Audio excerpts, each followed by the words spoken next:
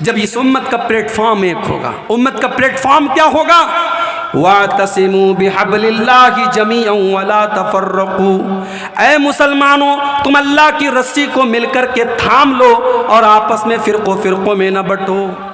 अभी फेसबुक के ऊपर एक वीडियो आया, आला हजरत की किताब उठाओ। आला हजरत ने फरमाया उठने बैठने खाने पीने वगैरह तमाम मामलात में वहाबियों को, देवबंदियों को, राफजियों को, कादियानियों को बेआईनी ही मिसल सूअर के समझे। यह है मसलक आला हजरत। अब नारा लगाने वालों में देखो, ढूंढो कितने देवबंदियों को सूअर समझते हैं और कितने उनसे दूर रहते हैं। इधर मसलक आला हजरत वहाबी दावत में आए तो व्हाट्सएप के ऊपर एक वीडियो आया, एक मौलवी साहब तकरीर कर रहे हैं और तकरीर के दौरान ये कह रहे हैं, ओ लोगों, वहाबी जिस घड़े में पानी पी ले उस घड़े से पानी न पिया करो, उस घड़े को तोड़ दो। वहाबी जिस चारपाई पर बैठ जाए उस चारपाई को तोड़ दो, उस चारपाई पर न बैठो। वो कहते हैं कि कुत्ता अगर तुम्हारे बर्तन में मुंह लगा दे तो कुत्ते का मुंह लगाया हुआ बर्तन तो पाक हो सकता है, मगर ये वहाबी नबी का गुस्ताख है, ये वहाबी नबी की गुस्ताखी करता है। इस वहाबी ने जिस बर्तन में मुंह लगा दिया उस बर्तन को कभी तुम हाथ नहीं लगा सकते। ओ लोगों, इतनी नफरत कहां से लाते हो? ओ लोगों, इतनी नफरत तुम कहां से लाते हो? अगर तुम्हें हमारी रसूल की मोहब्बत पर शक है, आ जाओ, हम कलेजा चीर के तुम्हें दिखाने को तैयार हैं। मेरे भाइयों, मुझे आज के प्रोग्राम के लिए जलसे के ऑर्गेनाइजर्स ने कोई मौजू नहीं दिया है, कोई टॉपिक नहीं दिया है। मैंने अपने हिसाब से, अपने दिमाग से, मेरे जहन में एक बात आई, एक ऐसा मौजू जिस पर इस वक्त हम सबको बहुत ज़्यादा बोलने की और काम करने की ज़रूरत है। और वो मौजू क्या है? इस्लाह मुआशरा। समाज को कैसे सुधारा जाए, सोसाइटी को कैसे सही किया जाए, समाज के अंदर जो चीज़ें बर्बाद कर रही हैं, नष्ट कर रही हैं, समाज को डिस्ट्रॉय कर रही हैं, उन चीज़ों को कैसे समाज से ख़त्म किया जाए, इस पर आज हम कुछ डिस्कस करेंगे, इस पर आज हम कुछ गुफ्तगू करेंगे। मेरे भाइयों, समाज हमसे और आपसे बनता है। अगर हम ये चाहते हैं कि समाज सही हो जाए, समाज सुधर जाए, तो पहले हमें और आपको खुद को सुधारना पड़ेगा। मसला यह है कि आज हम ये चाहते हैं सब लोग सुधर जाएं, लेकिन हम ना सुधरें।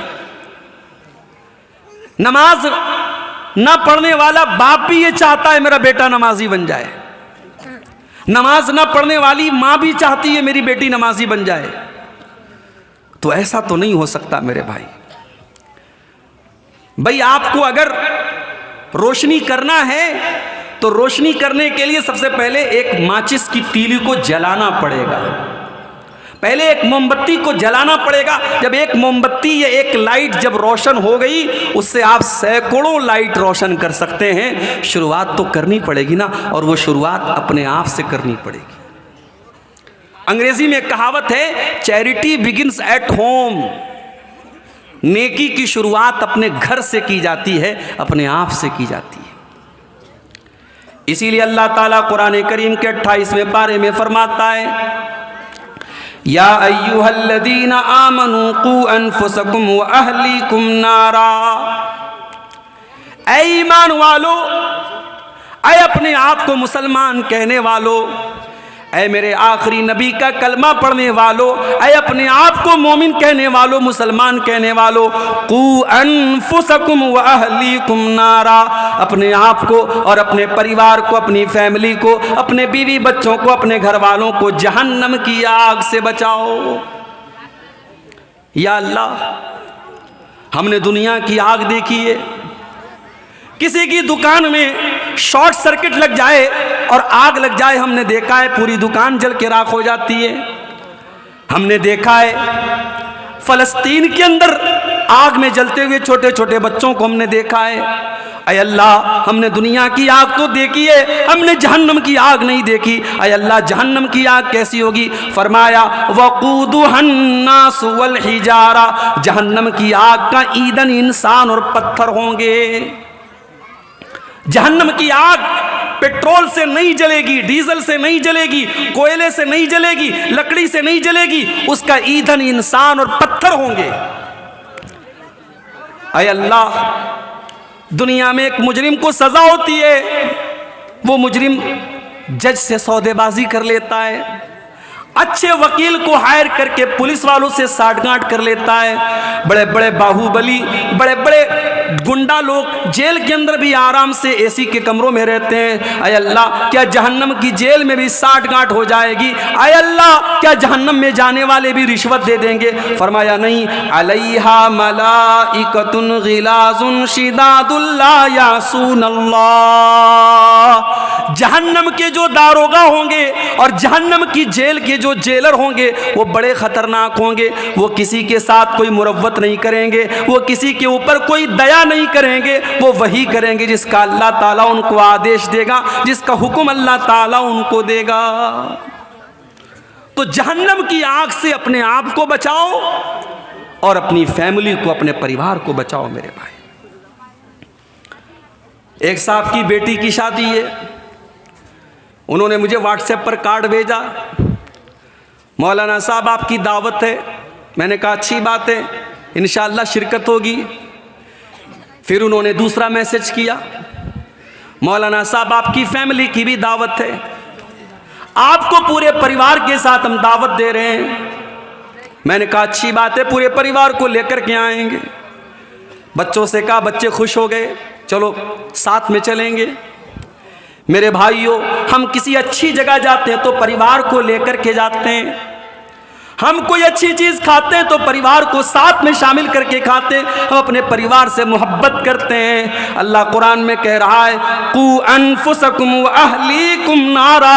ऐ ईमान वालो, जिस परिवार से तुम इतनी मोहब्बत करते हो, जिस परिवार को तुम शादी में साथ में लेके जाते हो, घूमने फिरने साथ में लेके जाते हो, शॉपिंग करने साथ में लेके जाते हो, जिस परिवार के लिए तुम दिन रात कुर्बानी देते हो, कू अनफुसकुम व अहलीकुम नारा।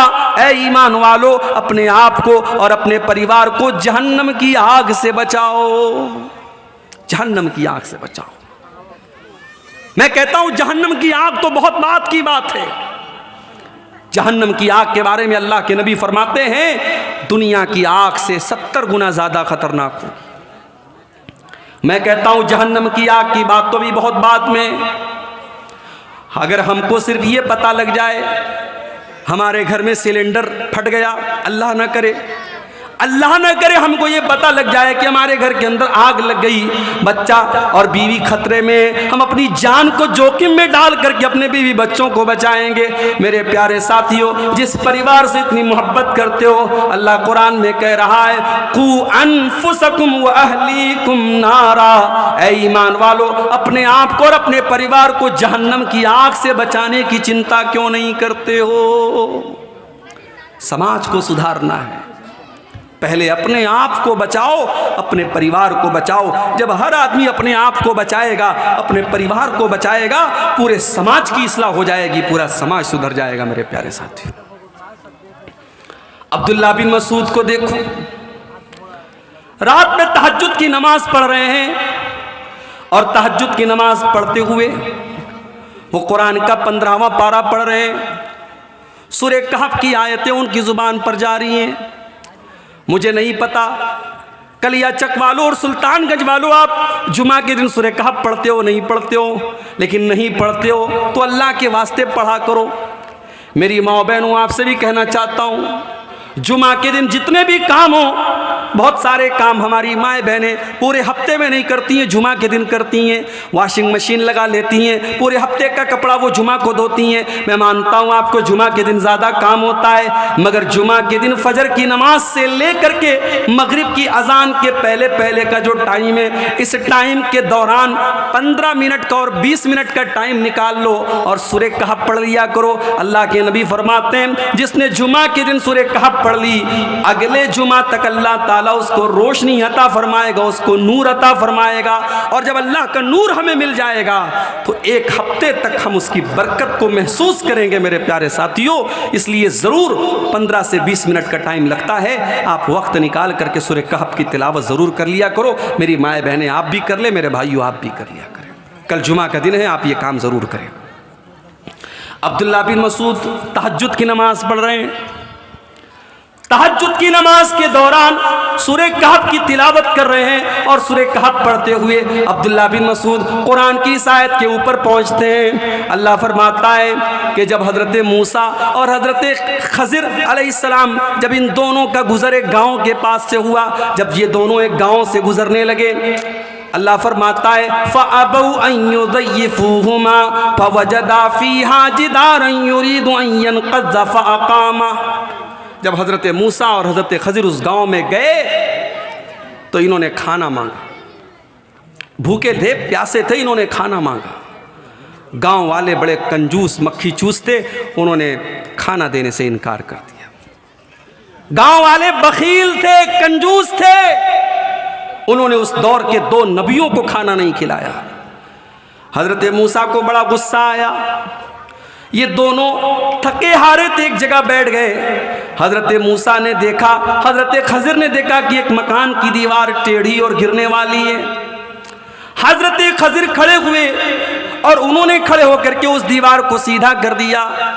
हज़रत मूसा ने कहा लौ शीता लत्तखज़्ता अलैहि अजरा। ऐ खज़िर, आपको ये दीवार फ्री में नहीं ठीक करनी चाहिए थी। इन कंजूस लोगों ने हमें एक टाइम का खाना भी नहीं खिलाया। ऐ खज़िर, अगर आपको दीवार ठीक करना ही था तो इसकी कोई उजरत ले लेते, कुछ पैसा ले लेते, आपको फ्री में ये काम नहीं करना चाहिए था। हज़रत खज़िर ने जवाब दिया व अम्मल जिदारु फ़कान लिग़ुलामैनि यतीमैनि फ़िल मदीना व कान तहतहु कंज़ुल लहुमा व कान अबूहुमा सालिहा। ऐ मूसा, वो दीवार 2 यतीम बच्चों के मकान की दीवार है, और ऐ मूसा, उस मकान के दीवार के नीचे उनके बाप ने मरने के पहले खजाना छुपाया हुआ था। अगर दीवार गिर जाती, खजाना सामने आ जाता और खजाना गांव के लोग लूट के लेके चले जाते। ऐ मूसा, अल्लाह ताला ने मुझे ये हुक्म दिया कि उन बच्चों का खजाना अगर गांव वाले लूट लेंगे, बच्चों के साथ बड़ी नाइंसाफ़ी हो जाएगी। अल्लाह ने मुझे हुक्म दिया कि मैं दीवार को सीधा कर दूं ताकि कल जब वो बच्चे जवान हो जाएं तो अपने बाप का खजाना हासिल कर लें। अब यहां पे जो बात पॉइंट की है मेरे भाई, बड़े गौर से सुनिएगा। यहां जो पॉइंट की बात है वो क्या है? वकाना अबूहुमा सालिहा। उन दोनों यतीम बच्चों का बाप एक नेक इंसान था। बाप जब नेक था तो अल्लाह ताला ने नेक बाप का खजाना डूबने न दिया, नेक बाप के बच्चों को उसके खजाने से महरूम न किया। अब्दुल्ला बिन मसूद जब कुरान की इस आयत पर पहुँचे वकाना अबूहुमा सालिहा, उन बच्चों का बाप एक नेक इंसान था। इस आयत को पढ़ करके अब्दुल्ला बिन मसूद रोने लगे, उनकी आंखों से आंसू बहने लगे। जब उन्होंने सलाम फेरा, उनका छोटा बच्चा सो रहा था। अब्दुल्ला बिन मसूद ने अपने बच्चे की तरफ इशारा करके फरमाया मिन अजली का या बुनैया, ऐ मेरे बच्चे, तेरा बाप रात में तहज्जुद पढ़ रहा है, तेरा बाप रात में अल्लाह की बारगाह में आंसू रहा है। ऐ मेरे बच्चे, तेरा बाप तेरे लिए ये सारा काम कर रहा है। ये काम, ये रातों में उठ करके इबादत करने का काम तेरा बाप तेरे लिए कर रहा है कि कल तू सुखी रहे, कल तू अल्लाह के यहाँ भी नजात पा जाए और दुनिया में भी तू चैन से रहे। ऐ मेरे बच्चे, तेरा बाप इसलिए ये काम कर रहा है। आज हम और आप अपने परिवार से बड़ी मोहब्बत करते हैं। मुझे तीसरी बच्ची पैदा हुई, मदरसे में पढ़ा रहा था, LIC वाला आया, उसको किसी ने बता दिया तो मौलाना को तीसरी बेटी हुई। आया मेरे पास, मौलवी साहब तीसरी बेटी हुई है। मैंने कहा, अब कहने लगा, बेचारा बड़ा अफसोस जाहिर करने लगा, अरे मौलवी साहब तीसरी बेटी हो गई। अभी मैं यहाँ आया, आपके गांव में एक साहब के यहाँ खाना खाया, मैंने उनसे पूछा आपके बच्चे कितने, उन्होंने कहा 3 बेटे हैं। कहने लगे मौलवी साहब एक बेटी भी हो जाती तो कितना अच्छा होता। बड़ा अच्छा लगा मुझे ये सुनकर। बेटी नहीं है तो आदमी तमन्ना कर रहा है, आरजू कर रहा है, वरना आज हालात तो ये है जिसको 3 बेटी हो गई लोग बेचारे तरस खाते हैं, अरे ये तो 3 बेटियों का बाप है। कोई तरस खाने की ज़रूरत नहीं है मेरे भाई। बेटी कोई बोझ नहीं है, बेटी कोई अजाब नहीं है, बेटी कोई कलंक नहीं है। अगर 3 बेटियां हैं तो इंशाअल्लाह वो 3 बेहतरीन मुक़द्दर लेकर के आती हैं अपने बाप के लिए, वो अपने बाप की किस्मत को जगाने के लिए आती हैं। और अल्लाह के नबी की हदीस है, जिसकी 3 बेटियां हों या 3 बहनें हों और उनको अच्छी तालीम दे, अच्छी तरबियत दे, अच्छी जगह उनकी शादी कर दे, तो वो 3 बेटियां या 3 बहनें अपने बाप के लिए या अपने भाई के लिए जहन्नम से नजात का ज़रिया बनेगी। इसलिए जिसको 2 बेटियां हैं वो ये तमन्ना और आरजू करे कि मुझे 3 बेटियां मिल जाए। LIC वाला मुझे समझाने लगा, मौलवी साहब ये पॉलिसी ले लीजिए, इतने पैसे आप हर महीने दीजिए, 20 साल के बाद जब आपकी बेटी जवान हो जाएगी, शादी के टाइम आपको बड़ा खर्चा होगा और लंबी चौड़ी महंगी शादी आपको करनी पड़ेगी, उस वक्त आपको ये पैसा काम देगा। मैंने कहा तुम चले जाओ, मुझे ज़रूरत नहीं तुम्हारी पॉलिसी की। आज अपनी औलाद के लिए आदमी LIC की पॉलिसी ले रहा है। क्यों ले रहा है मेरे भाई? चिंता है, फिक्र है अपनी औलाद की। जिस औलाद के मुस्तकबिल की इतनी फिक्र है, अगर वाकई में फिक्र करते हो अपने बच्चों की और अपनी औलाद की मेरे भाइयों, तो अपने आप को नेक बना लो, अपने आप को मुत्तकी बना लो, अपने आप को परहेजगार बना लो, अपने दिल में अल्लाह का डर पैदा करो, अपने आप को दीनदार बना लो। अल्लाह की कसम, इससे बड़ा इन्वेस्टमेंट कोई नहीं है, इससे बड़ा आपके अपने बच्चों के बेहतर फ्यूचर के लिए, बेहतर मुस्तकबिल के लिए इससे बड़ा कोई कदम नहीं है। अगर आप नेक हैं, अगर हम नेक हैं, हमारे बच्चों के मुस्तकबिल की हिफाजत अल्लाह ताला करेगा, जिस तरीके से उन 2 यतीम बच्चों के माल की हिफाजत अल्लाह ताला ने की थी। समाज को सुधारना है, पहले हम अपने आप को सुधारें। सबसे पहला काम क्या करना है?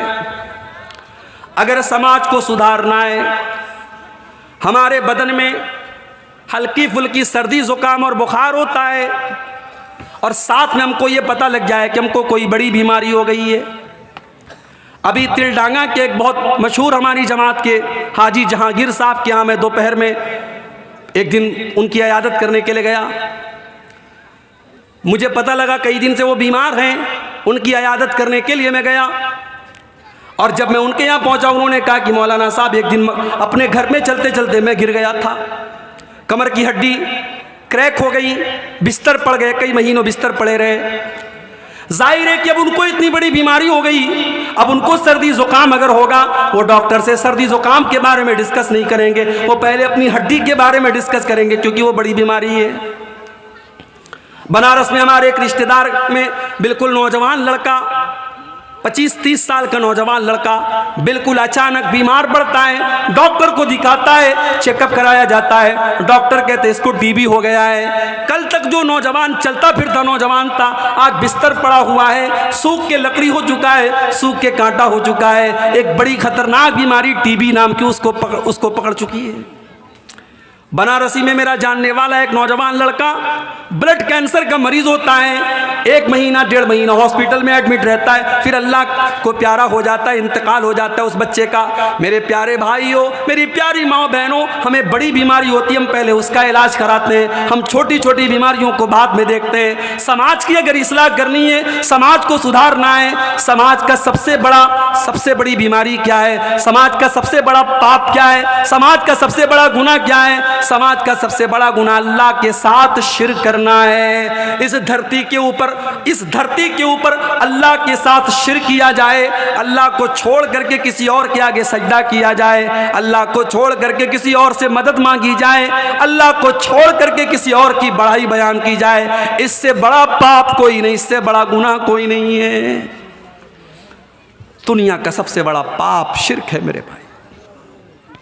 हमें यह पता लग जाए हमारे पड़ोस का नौजवान लड़का जिना कर रहा है, हमको ये पता लग जाए पड़ोसी शराब पी रहा है, हमें बड़ा बुरा लगता है कि ये तो शराबी है, ये तो ज़ानी है, ये तो बलात्कारी है, ये तो बदकार है। हम बड़ी घृणा से, बड़ी नफरत की नज़र से उसको देखते हैं। मगर हमारे पड़ोस वाला अल्लाह को छोड़ करके कब्र पे जा करके सजदा कर रहा है, किसी पत्थर के बुत के आगे सजदा कर रहा है, किसी जानवर के आगे हाथ जोड़ रहा है, पत्थर की शर्मगाह बना करके उसकी पूजा कर रहा है, अल्लाह को छोड़ करके गैरुल्लाह की इबादत कर रहा है। हमें कोई फ़र्क नहीं पड़ता है, हमें उसमें कोई बुराई नज़र नहीं आती है। माफ़ करना मेरे भाइयों, शराब पीना गलत काम है, ज़िना करना गलत काम है, चोरी करना गलत काम है, मगर शिर्क करना सबसे बड़ा गलत काम है। अल्लाह चोरी करने वाले को माफ़ कर सकता है, अल्लाह ज़िना करने वाले को माफ़ कर सकता है, अल्लाह शराब पीने वाले की मग़फ़िरत कर सकता है, मगर शिर्क करने के बाद जो बग़ैर तौबा की दुनिया से चला गया,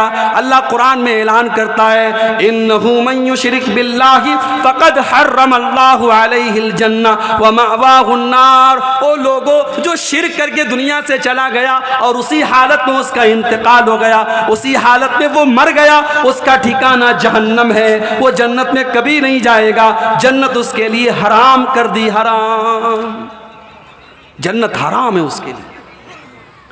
मेरा अल्लाह जो गफूरुर रहीम है, जो माफ़ करने वाला है, जो गफ़ार है, जो गफूर है, जो रहमान है, जो रहीम है, मेरा अल्लाह जो अपने बंदों से बहुत ज़्यादा मोहब्बत करता है। एक माँ को अपने बच्चे से जितना प्यार है, उससे कहीं ज़्यादा प्यार अल्लाह अपने बंदों से करता है। मगर वो गफूरुर रहीम, वो रहमत वाला परवरदिगार अपने कुरान में क्या कहता है, इन्नल्लाह ला यग़फ़िरु अन युशरक बिही व यग़फ़िरु मा दून ज़ालिका लिमन यशा। मेरे बंदो, हम और गुनाहों को तो माफ़ कर देंगे, मगर शिर्क हमारी बारगाह में माफ़ नहीं होगा। तुम अल्लाह के साथ शिर्क करके आओगे तो हम तुम्हें माफ़ नहीं करेंगे। मुशरिक की माफ़ी नहीं होगी अल्लाह के यहाँ। मुसलमान इसको हल्के में लेता है। कितने मुसलमान इसको हल्के में लेते हैं, उनके लिए शिर्क कोई बड़ी बात नहीं है। दुनिया का सबसे बड़ा पाप शिर्क है मेरे भाई। अल्लाह कुरान में 18 नबियों का तज़किरा फरमाता है। इब्राहीम, मूसा, ईसा और यूनुस और यूसुफ और आदम और नूह का तज़किरा फरमाता है। 18 नबियों का जिक्र करने के बाद अल्लाह फरमाता है, वलौ अशरकू लहबित अन्हुम मा कानू यामलून। मेरे ये 18 पैगंबर भी अगर शिर्क कर देते, अगर ये भी मुशरिक हो जाते, अगर इनसे भी शिर्क हो जाता तो इनकी तमाम की तमाम नेकियां बर्बाद हो जाती। पता है आज आपको आज तारीख कितनी है? बताओ भाई, तारीख कितनी है आज? 18। मैं अरबी की तारीख पूछ रहा हूँ, अरबी की तारीख पूछ रहा हूँ। इस्लामी कैलेंडर की तारीख कितनी है मालूम है किसी को? नहीं मालूम है मौलवी साहब। इस्लामी कैलेंडर की तारीख कब पता चलती है? जब रमज़ान का महीना आता है, तब जोड़ते हैं, आज पहला रोज़ा, हाय हाय आज दूसरा रोज़ा, आज तीसरा रोज़ा। रमज़ान की बराबर याद होती है। कभी कभी तो 28 को ही लोगों का बस चले तो वो ईद, 28 को ही चाँद देख लें, 28 को ही छत पे चढ़ जाए कि आज चाँद निकल जाए, इतनी चिंता होती है। रजब की तारीख आज 6 तारीख थी, मगरिब के बाद 7वीं तारीख शुरू हो गई। ये रजब की जो 7 तारीख है, ये ख्वाजा मोइनुद्दीन चिश्ती अजमेरी रहमतुल्लाह अलैह का उर्स मनाया जाता है। अभी फेसबुक के ऊपर मेरे बहुत सारे दोस्तों का मैसेज आया कि बम्बई में जगह जगह दुकानों को बड़ा सजाया जा रहा है और बड़े खाने पीने की चीज़ें बांटी जा रही हैं। आज ख्वाजा गरीब नवाज का उर्स है, जो गरीबों को नवाजता है उस ख्वाजा का उर्स है। मेरे प्यारे साथियों, आज भारत के करोड़ों मुसलमान एक अल्लाह के नेक बंदे को, एक अल्लाह के वली को गरीब नवाज का लक़ब दे रहे हैं। कितने मुसलमान हैं जो अपनी बाइक के ऊपर, अपनी दुकान के ऊपर केजीएन लिखते हैं या वाई केजीएन लिखते हैं। मैंने पूछा कि ये केजीएन का क्या मतलब है? कहने लगे ख्वाजा गरीब नवाज। मैंने पूछा वाई केजीएन का क्या मतलब है? उसने कहा या ख्वाजा गरीब नवाज। हमारे एक भाई ने कहा नहीं, केजीएन का मतलब ख्वाजा गरीब नवाज नहीं, केजीएन का मतलब कोई गारंटी नहीं, और वाई केजीएन का मतलब यकीनन कोई गारंटी नहीं। मैंने कहा बहुत सही जुमला, इसने इसकी बिल्कुल सही फुल फॉर्म बताई है। गरीब नवाज अगर कोई ज़ात है तो अल्लाह की ज़ात है मेरे भाई। आज मुसलमान किसी और को गरीब नवाज कह रहा है। कर्नाटक के गुलबर्गा में मैं गया, वहाँ एक दरगाह है। उस दरगाह में जो मज़ार है, उस मज़ार को कहा जाता है ये बंदा नवाज की मज़ार है। यानी ये वो बुज़ुर्ग हैं जो बंदों को नवाजते हैं। हमारे पड़ोसी मुल्क पाकिस्तान में एक बहुत बड़ा मज़ार है। वो किसका मज़ार है? दाता शरीफ का मज़ार है। वो दाता हैं, वो सबको देते हैं। हज़रत अली का नाम आता है, हमारे बहुत सारे मुसलमान भाई कहते हैं या अली मुश्किल कुशा, यानी अली कौन है? मुश्किल को दूर करने वाले हैं। शेख अब्दुल कादिर जिलानी जिस महीने में पैदा हुए वो महीना आता है, हमारे बहुत सारे भाई कहते हैं ये गौसे आज़म का महीना है। शेख अब्दुल कादिर जिलानी कौन है? गौसे आज़म है। गौसे आज़म मतलब सबसे बड़ी मदद करने वाले। मेरे प्यारे साथियों, कान खोल करके सुन लो, अगर गरीब नवाज कोई है तो अल्लाह है, अगर बंदा नवाज कोई है तो अल्लाह है, अगर दाता कोई है तो अल्लाह है, अगर गरीबों को देने वाला कोई है तो अल्लाह है, अगर मुश्किल कुशा कोई है तो अल्लाह है, अगर गौसे आज़म कोई है तो अल्लाह है। और मुझे एक सवाल का जवाब दे दो, जब शेख अब्दुल कादिर जिलानी अपनी माँ के पेट में थे, जब ख्वाजा मोइनुद्दीन चिश्ती अजमेरी अपनी माँ के पेट में थे, जब ये तमाम बुजुर्गान दीन अपनी माँ के पेट में थे, दुनिया में तो अभी आए भी नहीं थे, अभी तो दुनिया उनका नाम भी नहीं जानती थी। अपनी माँ के पेट में जब ये अल्लाह के नेक बंदे थे, उनको माँ के पेट में ऑक्सीजन कौन पहुंचाता था? उनको माँ के खून के जरिए उनके बदन में ऑक्सीजन कौन पहुंचाता था? उनको ग़िज़ा कौन पहुंचाता था? उनकी माँ के पेट में 9 महीने किसने उनको पाला? किसने माँ के पेट में उनको अलग अलग प्रोसेस में रखा और किसने उनको दुनिया में पैदा किया? मेरे प्यारे साथियों, ख्वाजा गरीब नवाज जिनको तुम कहते हो, जिनको बंदा नवाज तुम कहते हो, जिनको गौसे आज़म तुम कहते हो, जिनको दस्तगीर तुम कहते हो, जिनको मुश्किल कुशा तुम कहते हो, ये भी जब अपनी माँ के पेट में थे तब भी ये इनकी मदद करने वाला अल्लाह था, उनकी बिगड़ी सुनने वाला, उनकी बिगड़ी बनाने वाला, उनको ग़िज़ा पहुँचाने वाला, उनको ज़िंदगी देने वाला अल्लाह था। इसीलिए मेरा अल्लाह कुरान में कहता है, या अय्युहन्नासु अंतुमुल फुक़राउ इलल्लाह, ऐ लोगों तुम सबके सब अल्लाह के मोहताज हो, तुम सबके सब अल्लाह के फ़कीर हो, और अल्लाह की ज़ात अकेली है जो बेनियाज है, जो काबिल तारीफ़ है। शिर्क से बचाओ मेरे भाइयों अपने आप को। दुनिया का सबसे बड़ा पाप अगर कोई है तो शिर्क है, और इस शिर्क से अपने आप को भी बचाओ और अपने परिवार को भी बचाओ। अगर नहीं बचाओगे, हमने देखा है बहुत सारे इलाकों में बाप पक्का अहले हदीस है, बाप ने कभी शिर्क नहीं किया, बाप ने कभी तावीज़ नहीं पहना, बाप ने कभी मज़ार पे कब्र पे जाके सजदा नहीं किया, मगर उसकी औलाद आज कब्रों पे जाके सजदा कर रही है। उसके बच्चे, उसकी बच्चियां आज गले में तावीज़ पहन के लटका के चल रहे हैं। मेरे भाइयों, अपने अकीदे के साथ साथ अपने बच्चों की अकीदे की भी फिक्र करो।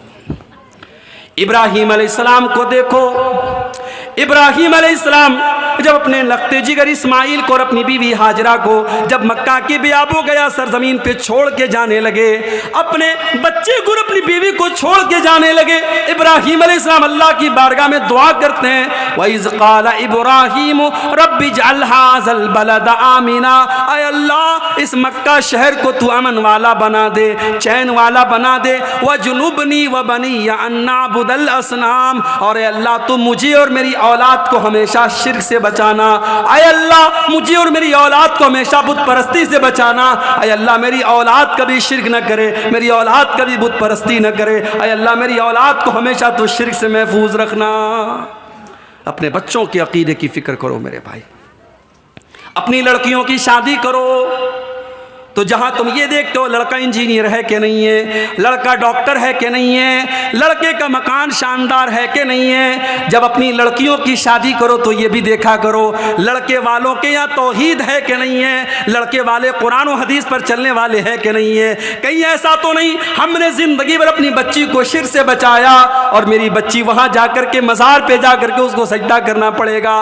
मैंने अपनी बच्ची को कभी कोई हराम चीज़ नहीं खिलाई और उस घर में जाकर के उसको गैरुल्लाह के चढ़ावे उसको खिलाए जाएंगे। मेरे भाइयों, अगर आपने अपनी बच्चियों की शादी ऐसे घरों में कर दी जहां शिर्क हो रहा है, जहां मज़ारों पर सजदा हो रहा है, जहां कब्रों पर सजदा हो रहा है, तो गोया कि आपने अपने हाथ से अपनी बच्ची का गला दबा दिया, आपने अपने हाथों से अपनी बच्चियों को कत्ल कर दिया।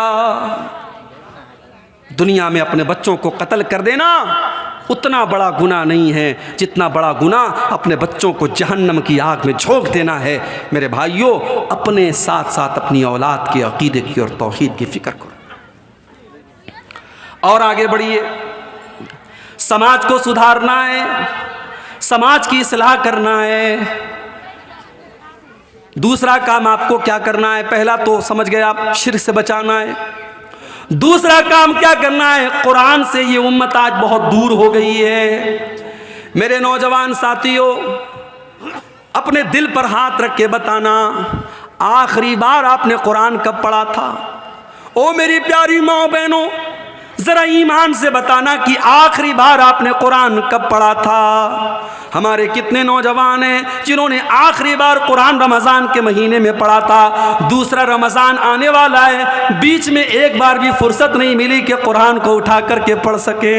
ओ लोगो, व्हाट्सएप पर तो रोज़ तुम अपने दोस्तों के मैसेज चेक करते हो और फेसबुक के ऊपर तो डेली देखते हो कितने लोगों ने लाइक किया, कितने लोगों ने डिसलाइक किया, तुम्हारी पोस्ट को कितने लोगों ने देखा, तुम्हारे स्टेटस को कितने लोगों ने देखा। ओ मेरी बहनों, तुम इंस्टाग्राम पर कोई चीज़ पोस्ट करके देखती हो, हमारी पोस्ट को कितने लोगों ने लाइक किया।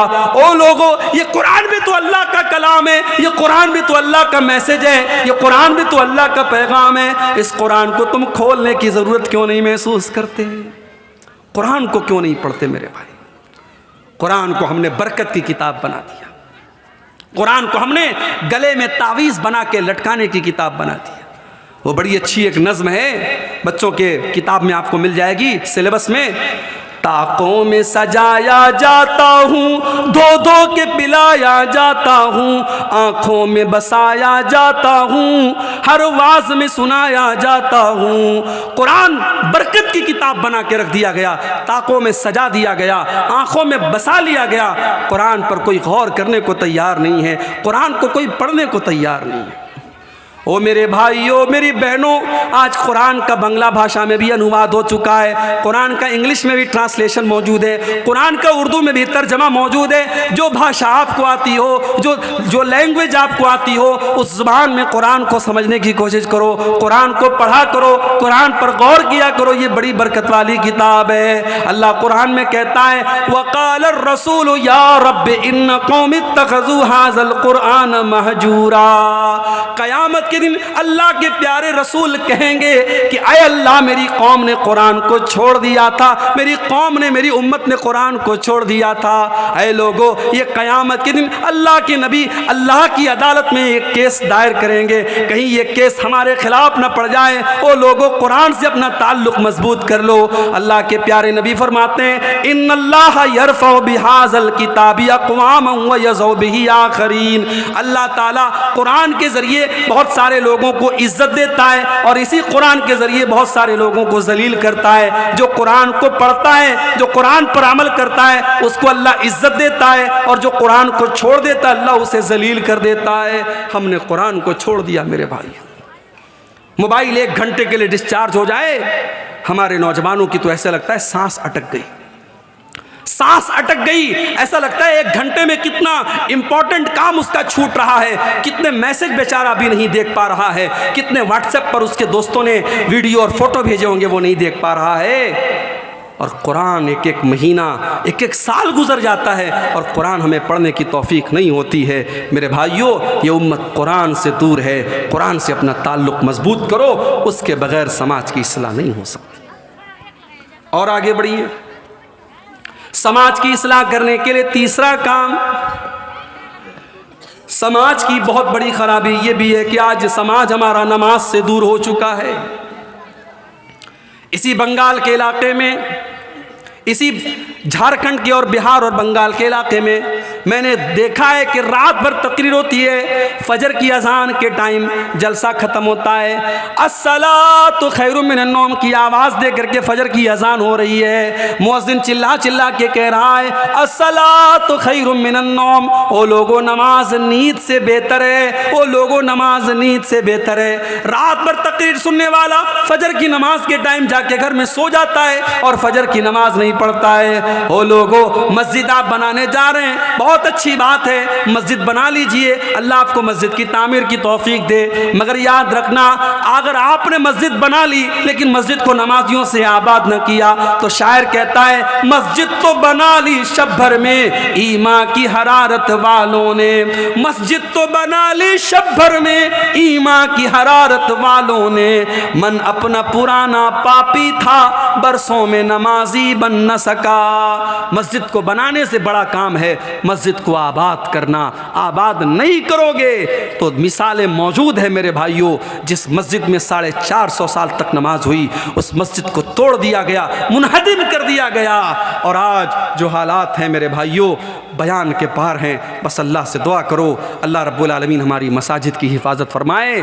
बड़े ख़तरनाक मंसूबे हैं, बड़ी ख़तरनाक प्लानिंग्स हैं। आपकी मस्जिदें, आपके मदरसे, आपके उलमा टारगेट और निशाने पर हैं। मेरे भाइयों, मैं आपको कोई गलत मैसेज नहीं दे रहा हूँ, बस एक अलर्ट कर रहा हूँ कि आप इस मुल्क के कानून और संविधान की रोशनी के अंदर, उसके दायरे के अंदर अपने तहफ़्फ़ुज़ की फ़िक्र कीजिए। मेरे प्यारे साथियों, मस्जिदें आज बन रही हैं, मगर उन मस्जिदों को आबाद करने वाले कितने लोग हैं? और मुझे तो कभी कभी हैरत होती है। आप बंगाल के रहने वाले हैं, मैं बनारस यूपी का रहने वाला। जब मुंबई का नाम आता है तो हमें लगता है यार मुंबई तो बहुत बड़ी सिटी है। मुंबई का नाम आता है तो हमें सलमान खान और शाहरुख खान और फिल्मी दुनिया की याद आती है। मगर आप यकीन करें, आपके कलिया चक के जो हालात हैं, मेरे बनारस के जो हालात हैं, हमारे यूपी के जो हालात हैं, आप यकीन करें नमाज के मामले में आपसे बेहतर हालात मुंबई के हैं। और आपके इसी इलाके के बहुत सारे लोग मुंबई में जॉब करते होंगे, काम करते होंगे। उनसे जाके पूछ लीजिए कि मुंबई में बुराइयां अपनी जगह हैं, मगर फजर की नमाज में आप चले जाइए मस्जिद में तो आपको नौजवानों की बड़ी तादाद फजर की नमाज में आपको मिल जाएगी। आपके अपने इलाके में बिहार, बंगाल और यूपी में आपको नमाज के मामले में ज़्यादा लापरवाही मिलेगी। मेरे प्यारे साथियों, मेरी माँ और बहनों, नमाज वो इबादत है। क़यामत के दिन सबसे पहला सवाल हमसे नमाज के बारे में होगा। सबसे पहला सवाल, इन्न अव्वल मा युहासबु बिहिल अब्दु यौमल क़ियामति सलातुहु। पहला सवाल किया जाएगा, मेरे बंदे तू नमाज पढ़ता था कि नहीं पढ़ता था?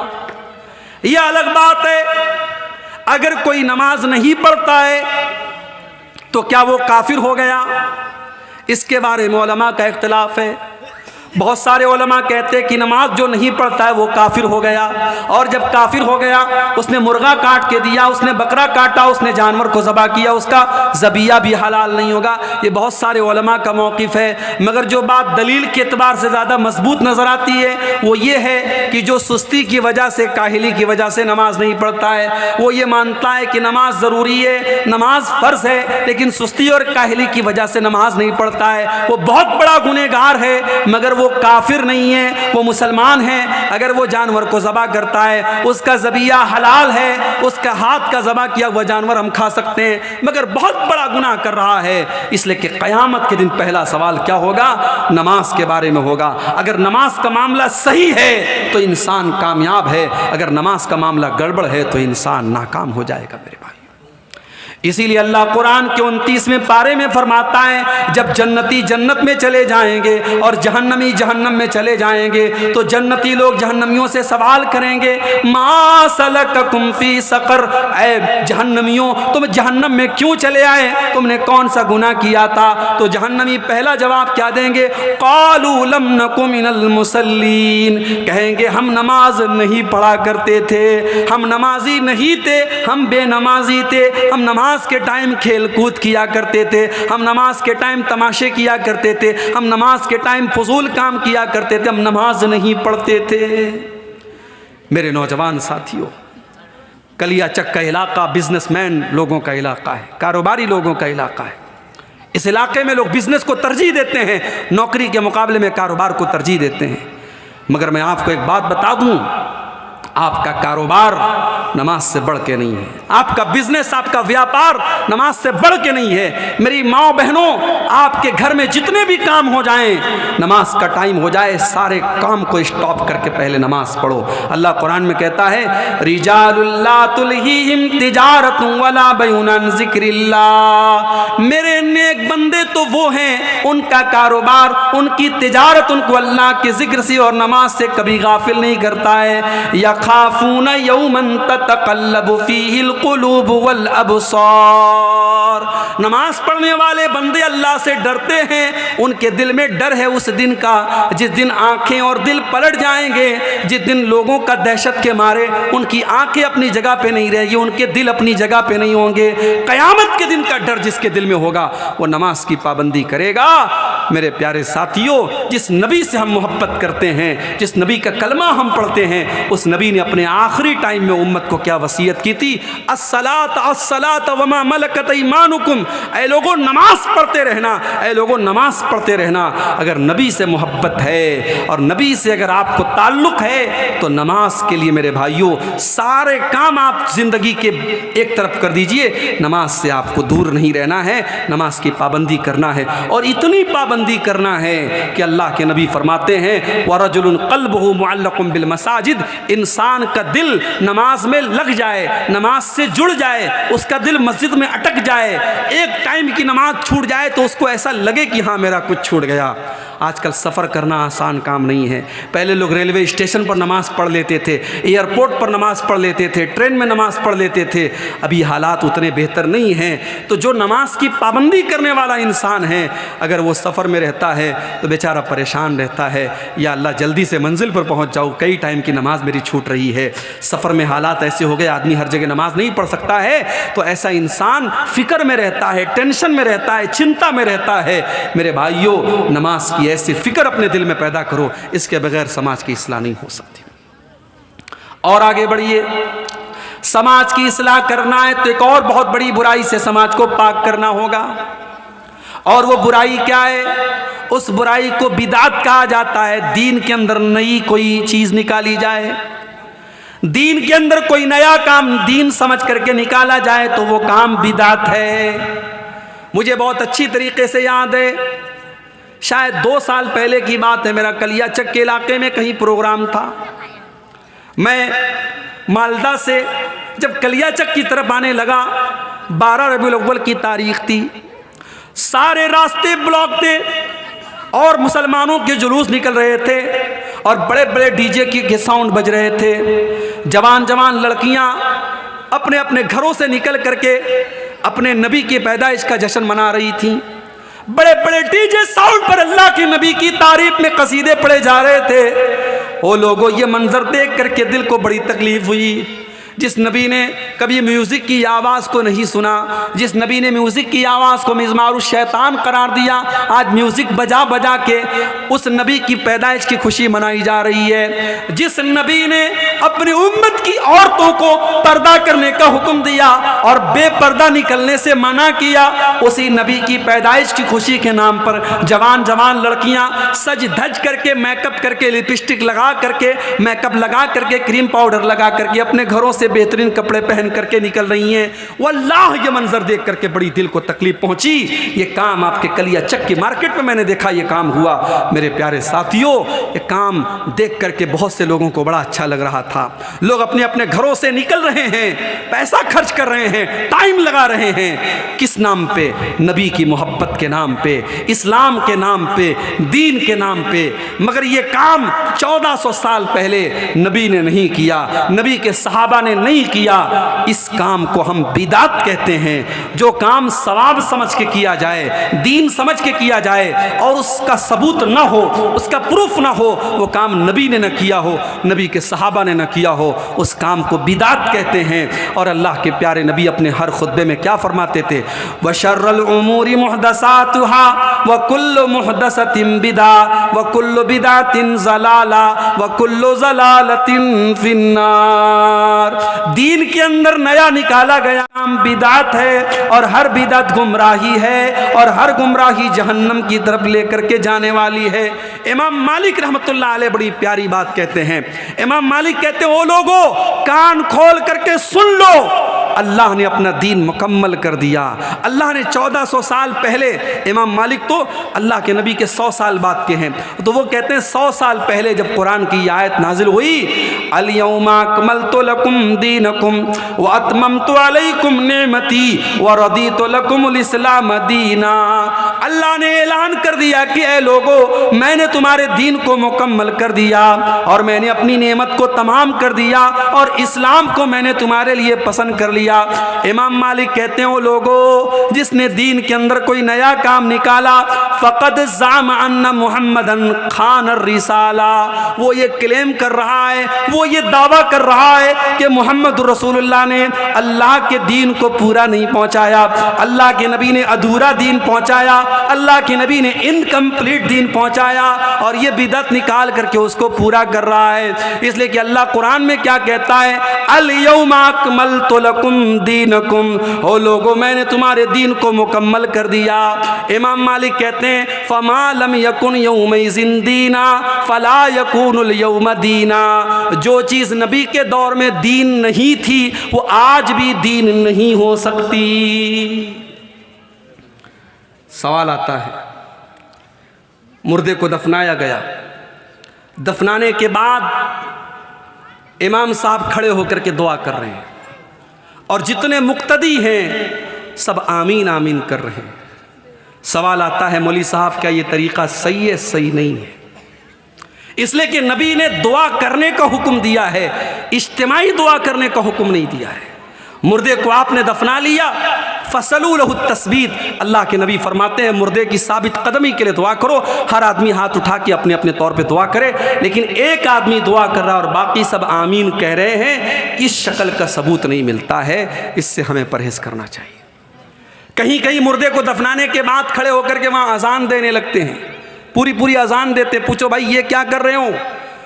कहते कि अल्लाह के रसूल ने फरमाया कि जब अजान दी जाती है तो शैतान हवा खारिज करते हुए भाग जाता है, तो हम इसलिए अजान देते हैं, मुर्दे से अभी सवाल व जवाब होगा तो शैतान आकर के परेशान करेगा, हम अजान दे करके शैतान को भगा देते हैं। ये लॉजिक नहीं चलेगी मेरे भाई। दीन लॉजिक का नाम नहीं है, दीन अपना दिमाग लगाने का नाम नहीं है। अगर ये लॉजिक सही होती तो नबी और सहाबा के दौर में भी दफन करने के बाद लोग अजान देते। क्या उनको नहीं पता था कि अजान देने से शैतान भाग जाता है? जब नबी ने ये काम नहीं किया, सहाबा ने ये काम नहीं किया, तो हम और आप कौन होते हैं ये काम करने वाले? दीन लॉजिक का नाम नहीं है। सर्दी का मौसम में मैंने मोज़ा पहना है और ये कपड़े का मोज़ा है। मसला याद रखो, चमड़े के मोज़े पर भी आप मसा कर सकते हैं, कपड़े के मोज़े पर भी मसा कर सकते हैं। चमड़े के मोज़े को अरबी में खुफ कहते हैं और कपड़े के मोज़े को अरबी में जौरब कहते हैं। जौरब पर भी मसा करना साबित है, खुफ पर भी मसा करना साबित है। अगर आप अपने घर पर हैं तो 24 घंटा, यानी आज अगर आपने मान लीजिए इशा की नमाज में आपने मोज़ा पहना, शर्त यह है आप वज़ू करके मोज़ा पहने हों, वज़ू करके पैर वगैरह धुल के आपने मोज़ा पहना, तो कल इशा की नमाज के पहले पहले तक, यानी कल फजर की नमाज, ज़ुहर की नमाज, असर की नमाज, मगरिब की नमाज, ये 4 टाइम की नमाज आप मोज़ा पहने पहने पढ़ सकते हैं। हर वज़ू के टाइम अगर आपका वज़ू टूट गया है, आपको पैर धुलने की ज़रूरत नहीं है, मोज़े के ऊपर आप मसा कर लें। यह मसला किसके लिए है? जो घर पे है। हाँ, सफ़र में अगर आप हैं, जैसे मैं बनारस से आपके बंगाल में आया हूँ, तो मेरे लिए 3 दिन की छूट है। मैं अगर आज मसा कर रहा हूँ, आज मैंने वज़ू करके मोज़ा पहना है, तो मैं अगले 3 दिन तक लगातार चाहूँ, अगर मोज़ा मैं नहीं उतार रहा हूँ तो बगैर पैर धुले मैं पैर मोज़े पर मसा करके नमाज़ पढ़ सकता हूँ। यह मसला मर्दों के लिए भी है, ये मसला हमारी माँ बहनों के लिए भी है।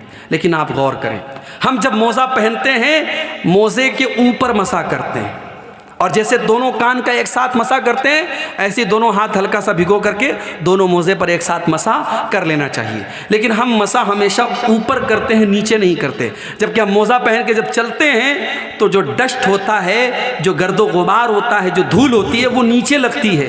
तो होना तो ये चाहिए था हम नीचे हाथ लगा करके धूल को साफ करें, मगर हम ऊपर मसा करते हैं। हज़रत अली कहते हैं, लौ कान दीन बिर्राई, अगर दीन अकल की बुनियाद पर होता, अगर दीन लॉजिक की बुनियाद पर होता तो मसा ऊपर ना होता, मसा नीचे होता। लेकिन मसा ऊपर होता है, ये इस बात की दलील है कि दीन कुरान और सुन्नत पर चलने का नाम है, दीन अपनी लॉजिक का नाम नहीं है। मेरे भाइयों, आज बहुत सारे काम लॉजिक के नाम पर हो रहे हैं। मरने वाला मर गया, उसके तीसरे दिन बिरयानी बन रही है, बिरयानी पका करके मदरसे में बच्चों को दी जा रही है, मोहल्ले के गरीबों को दी जा रही। पूछो भाई ये क्या है? कहते हैं तीजा है। 10वें दिन फिर बिरयानी पकड़ी, पूछो ये क्या है, कहते 10वां है। फिर 40वें दिन फिर बिरयानी बनी, पूछो ये क्या है, कहते 40वां है। मैं कहता हूं अपने बाप की तरफ से अगर तुम्हें गरीबों को खाना खिलाना है, बच्चों को खाना खिलाना है, मदरसे के गरीब बच्चों को, तो उसके लिए 3रे दिन की शर्त क्यों, उसके लिए 10वें दिन की शर्त क्यों, उसके लिए 40वें दिन की शर्त क्यों? उसके लिए जिस दिन बाप का इंतकाल हुआ है उसी दिन हर साल, जैसे शादी का आदमी एनिवर्सरी मनाता है और पैदाइश का बर्थडे मनाता है, वैसे ही मरने के लोग बरसी मनाते हैं। ये सारी चीजें बिदात है मेरे प्यारे साथियों। और अल्लाह के नबी ने फरमाया वकुल्लु बिदातिन ज़लाला, हर बिदत गुमराही है। और बिदात करने वाला कल क़यामत के दिन अल्लाह के प्यारे नबी उसको भगा देंगे। अल्लाह के प्यारे नबी जब कल क़यामत के दिन अपनी उम्मतियों को हौज़े कौसर का पानी पिलाएंगे, जिसको पीने के बाद किसी को प्यास नहीं लगेगी, तो जिसने बिदअत की होगी दुनिया में, जिसने दीन के अंदर नया नया काम निकाला होगा, अल्लाह के प्यारे नबी जब उसको कौसर का जाम पिलाने की कोशिश करेंगे तो फरिश्ते रोक देंगे। फरिश्ते कहेंगे अल्लाह के नबी आप इनको हौज़े कौसर का पानी नहीं पिला सकते।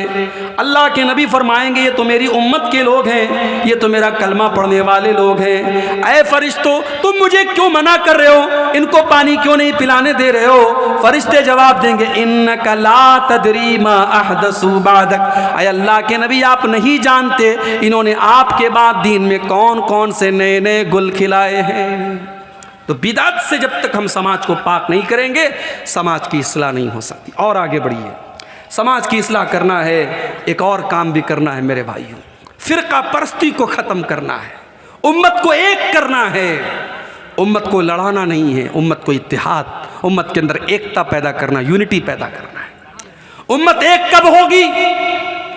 जब इस उम्मत का प्लेटफॉर्म एक होगा। उम्मत का प्लेटफॉर्म क्या होगा?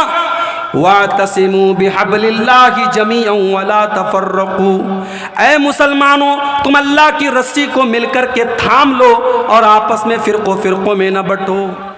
अभी फेसबुक के ऊपर एक वीडियो आया, व्हाट्सएप के ऊपर एक वीडियो आया, एक मौलवी साहब तकरीर कर रहे हैं और तकरीर के दौरान ये कह रहे हैं ओ लोगों वहाबी जिस घड़े में पानी पी ले उस घड़े से पानी न पिया करो, उस घड़े को तोड़ दो। वहाबी जिस चारपाई पर बैठ जाए उस चारपाई को तोड़ दो, उस चारपाई पर न बैठो। वो कहते हैं कि कुत्ता अगर तुम्हारे बर्तन में मुंह लगा दे तो कुत्ते का मुंह लगाया हुआ बर्तन तो पाक हो सकता है, मगर ये वहाबी नबी का गुस्ताख है, ये वहाबी नबी की गुस्ताखी करता है। इस वहाबी ने जिस बर्तन में मुंह लगा दिया उस बर्तन को कभी तुम हाथ नहीं लगा सकते। ओ लोगों इतनी नफरत कहाँ से लाते हो? ओ लोगों इतनी नफरत तुम कहाँ से लाते हो? अगर तुम्हें हमारी रसूल की मोहब्बत पर शक है आ जाओ, हम कलेजा चीर के तुम्हें दिखाने को तैयार हैं। हाँ हम बिदातों को नापात तो नहीं कर सकते, हम तुम्हारी तरह रसूल की मोहब्बत के नाम पर हम केक तो नहीं काट सकते, हम 12 रबीउल अव्वल को जुलूस तो नहीं निकालते, लेकिन हाँ हम तो नबी से इतना प्यार करते, इतना प्यार करते हैं। हम नमाज पढ़ते हैं तो हम वहीं पर हाथ बांधते हैं जहाँ मेरे नबी ने नमाज बांधा था। हम तैयात में जब उंगली को हिलाते हैं हम वहीं पर उंगली को हरकत देते हैं जहाँ पर हमारे नबी ने हरकत दी थी। हम तो हर काम नबी के तरीके पर चलने की कोशिश किया करते हैं। ओ लोगों इतनी नफरत न फैलाओ, ये उम्मत पहले ही आज बहुत सारे टुकड़ों में बटी हुई है, इस उम्मत के अंदर पहले ही बहुत सारे मसाइल हैं, इस उम्मत को मजीद परेशान न करो। मेरे प्यारे साथियों आज तुम मुर्गा खा खा करके और बेहतरीन खाने खा खा करके तुम लोगों को तोड़ने का काम कर रहे हो। मेरे नबी ने तो पत्थर खा खा के लोगों को जोड़ने का काम किया था। ओ लोगों मेरे नबी ने पत्थर खा के जोड़ा था और तुम मुर्गा खा करके और तुम चिकन खा करके लोगों को तोड़ने का काम कर रहे हो। ओ लोगों मेरे नबी ने तो इस उम्मत को क्या बनाया था? आपने फरमाया अल मोमिनु लिल मोमिनि कल बुनियान यशुद्दु बाज़ुहु बाज़ा। ओ लोगों मुसलमान को मुसलमान का हमदर्द होना चाहिए, मुसलमान को मुसलमान की मदद करने वाला होना चाहिए। अल्लाह के प्यारे नबी एग्जाम्पल देते हैं, मिसाल देते हैं, कल बुनियान यशुद्दु बाज़ुहु बाज़ा। जैसे एक बिल्डिंग खड़ी होती है, एक इमारत खड़ी होती है, इमारत के अंदर हर ईंट दूसरी ईंट को ताकत देती है, हर मुसलमान दूसरे मुसलमान की ताकत बन जाए। फलस्तीन के बच्चे मरे तो कलिया चक के मुसलमान को भी दर्द हो, और दुनिया के किसी खित्ते में मुसलमान का खून बहे तो भारत के मुसलमान को भी तकलीफ पहुंचे। ये होता है इस्लामी मोहब्बत और इस्लामी भाईचारा। मेरे नबी ने ये भाईचारा आपके अंदर पैदा किया था। और मेरे भाइयों, इतना ही नहीं, अल्लाह के नबी ने यहाँ तक फरमाया, मसलुल मोमिनीन फी तवाद्दिहिम व तआतुफिहिम व तराहुमिहिम कमसलिल जसदिल वाहिद। ओ लोगो, आपस में इतनी मोहब्बत किया करो, इतनी हमदर्दी किया करो, इतना प्यार किया करो जैसे इंसान का शरीर होता है, जैसे इंसान की बॉडी होती है। इज़िश्तका मिन्हु उज़्वुन तदअ लहु साइरुल जसद बिस्सारि वल हुम्मा। अगर बदन के अंदर कोई एक अंग भी अगर बीमार हो जाता है, सारा बदन बेचैन हो जाता है, सारा बदन बुखार में मुब्तला हो जाता है, पूरी बॉडी में फीवर हो जाता है। ओ लोगों, जिस तरीके से इंसान का शरीर एक दूसरे से कनेक्टेड है, ऐ मुसलमानों तुम एक दूसरे से कनेक्टेड हो जाओ। इसीलिए हमें सलाम सिखाया गया। दुनिया के और मज़हब के लोग, हमारे हिंदू भाई जब मिलते हैं कहते हैं राम राम, जय श्री कृष्ण। हमारे ईसाई भाई मिलते हैं कहते हैं गुड मॉर्निंग, गुड इवनिंग। हमारे सिख भाई मिलते हैं कहते हैं सत श्री अकाल। उनके अपने अपने नारे हैं, मगर मुसलमान जब मिलता है तो क्या कहता है? अस्सलामु अलैकुम वरहमतुल्लाहि वबरकातुहू।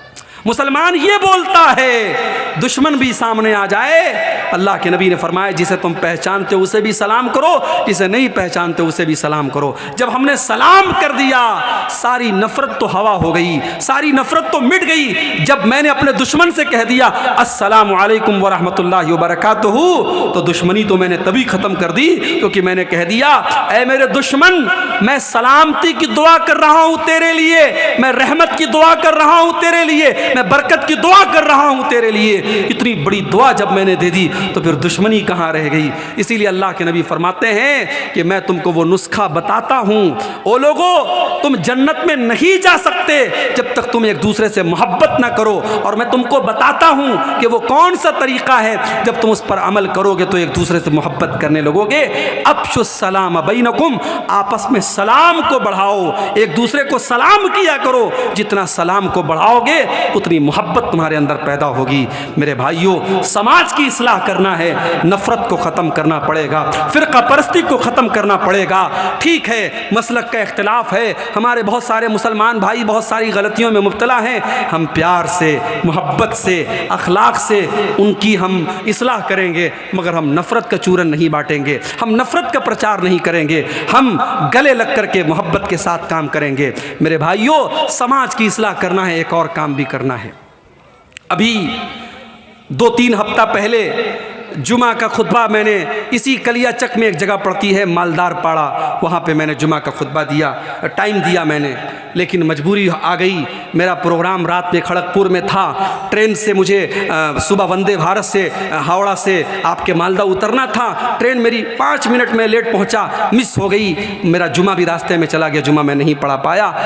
कल मेरे पास एक मैसेज आया, उसी मालदार पाड़ा के एक नौजवान का मैसेज आया, और उसने कहीं से मेरा नंबर हासिल किया। इसीलिए मैं नंबर भी आम तौर से नौजवानों को नहीं देता हूं, क्योंकि मुझे मालूम है हर तरीके के लोग होते हैं।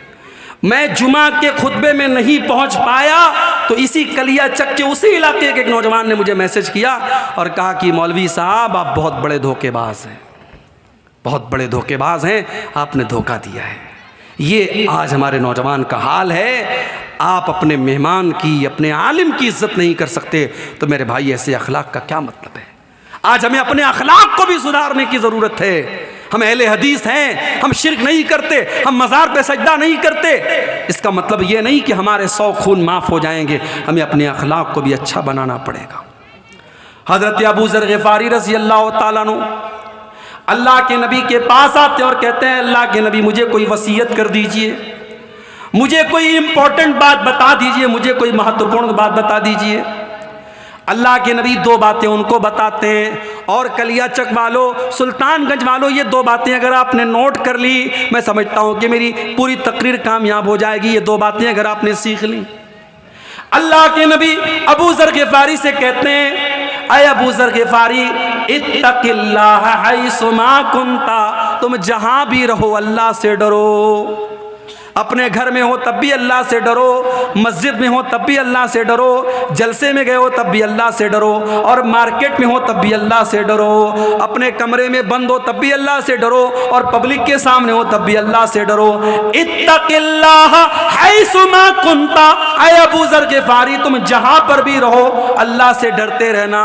और दूसरी चीज व अत्बिइस सय्यतल हसनत तमहुहा, ऐ अबू ज़र जब तुमसे कोई गुनाह हो जाए, जब तुमसे कोई गलती हो जाए तो जल्दी से कोई नेकी कर लो, तुम्हारी नेकी तुम्हारे गुनाह को मिटा डालेगी। जब तुम कोई गुनाह कर दो, कोई गलती हो जाए तो जल्दी से कोई नेकी कर दो, जब तुम नेकी कर लोगे तो तुम्हारे गुनाह को अल्लाह ताला माफ़ कर देगा।